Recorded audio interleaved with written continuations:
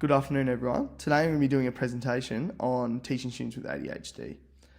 So ADHD is a developmental condition that can cause overreactive behaviour, impulsiveness and a lack of concentration.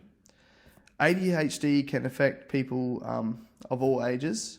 It can be diagnosed from a young age, like in primary school, or can be diagnosed at a later age, once you're a teenager or in adulthood. ADHD has three presentations. The first presentation is a lack of concentration and easily distracted. The second is being overreactive and impulsive. And the third presentation is having both of these presentations combined, so having both symptoms shown. How does ADHD impact kids? Well, ADHD can cause lots of issues for kids, especially in school. It can cause them to struggle to concentrate on tasks and follow instructions, which causes them to distract others, and they can struggle to complete tasks on time, and follow various activities and knowing what to do next. They can also be forgetful and need constant reminders of what's expected of them and what they need to do as far as tasks. The other side to it is they can also be hyperactive and impulsive, meaning they can't sit still, they're noisy, they're constantly interrupting others, and they can distract and can lose flow to the classroom. It can also impact their mental health. They can have a hard time controlling their emotions, have heightened emotions with their frustration, anger, and they can get a lot of psychological distress. They can also struggle to cope with social situations, taking turns, involving listening to friends and picking up on social cues of what their friends are doing and saying. They can struggle to understand the certain social situations and behaviours.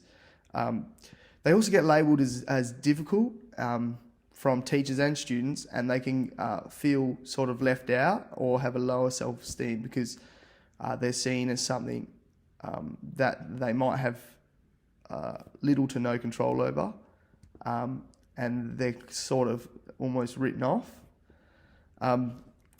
So now I'll talk about, that's the impact. Now I'll talk about some instructional practice that can help dealing with these issues as a teacher. So the first one is social emotional learning. People with ADHD struggle with socialising with others and coping in social settings. So one way we can do that is help that is by teaching social emotional learning and teaching about social situations. So what you can do is you can act out certain social scenarios in the classroom, which will allow them to see certain social situations and how you can react and what's a desirable action that's more positive rather than negative, and how you can make choices to fit in social settings.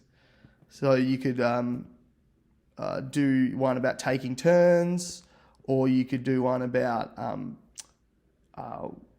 playing the rules of the game properly, making sure you're playing fair, things of that nature, so they can see appropriate social responses. The next instructional practice I have chosen that can help with ADHD is a behavioural classroom management approach. So the behavioural approach in the classroom revolves around encouraging positive behaviour. This could be through praise, a reward system, or a self or peer report. This approach is great with students with a low self-esteem, like students with ADHD, because it boosts their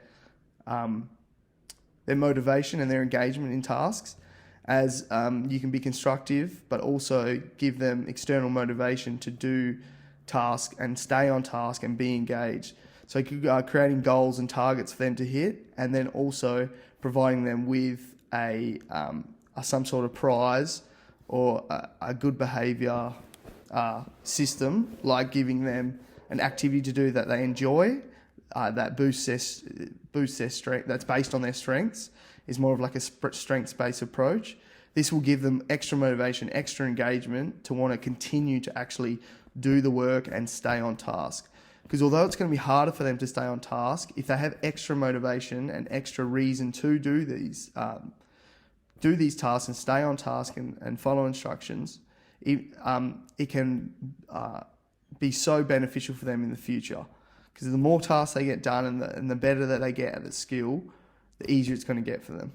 So this is one way where you can use this approach to really help them want to be at school and help them boost their self-esteem. Lastly, you've got resources and support. There's lots of support out there. I was actually quite surprised how much stuff there is there on ADHD. There's a few sites down here that you can click on that I've put on the poster that really help me understand it, and great resources for helping you to cope with students with ADHD, but also learn more about it. You might have family members or things of that nature, so you can further understand what they're going through and further help them, not just mentally, but socially and physically as well. That's me done. Thank you for listening to my presentation. Hope you enjoyed it.